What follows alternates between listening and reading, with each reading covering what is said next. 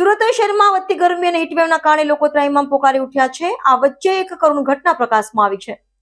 પોતાની લાડકવાઈ દીકરીને ધોરણ 12 કોમર્સની બોર્ડની પરીક્ષાના કેન્દ્ર પર મૂકીને પરત ફરી રહેલા કઠોર પ્રાથમિક શાળાના શિક્ષક રસ્તામાં જ બેભાન ઢળી પડતા હતા અને ટૂંકી સારવાર બાદ તેમનું નિધન થયું હતું.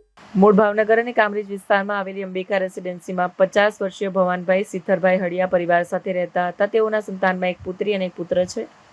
ભવાનભાઈ કઠોર પ્રાથમિક શાળામાં શિક્ષક તરીકે ફરજ બજાવતા હતા અને પરિવારનું ગુજરાન ચલાવતા હતા. દીકરી દીપ્તિની હાલ ધોરણ 12 કોમર્સની બોર્ડની પરીક્ષા ચાલી રહી છે, જેથી તે રોજ દીકરીને પરીક્ષા કેન્દ્ર પર મૂકવા જતા અને ત્યાંથી પરત લેવા જતા.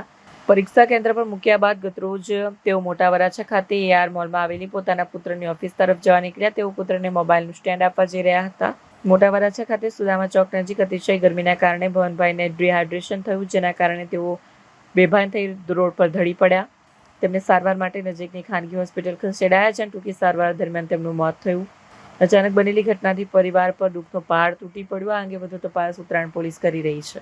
આ ઘટનામાં સૌથી વધુ હૃદયસ્પર્શી બાબત પુત્રી દીપ્તિની હિંમત રહી છે. એક તરફ પિતાના મોતના સમાચાર મળ્યા હતા, તેમ છતાં પિતાનું સપનું પૂરું કરવા દીપ્તિએ ભારે હૈયે ધીરજ રાખી સેક્રેટરીયલ પ્રેક્ટિસનું પેપર પૂર્ણ કર્યું. એટલું જ નહીં, આગામી 17મી માર્ચે આવનારું છેલ્લું પેપર પણ તે આપશે તેવો મક્કમ નિર્ધાર કર્યો છે.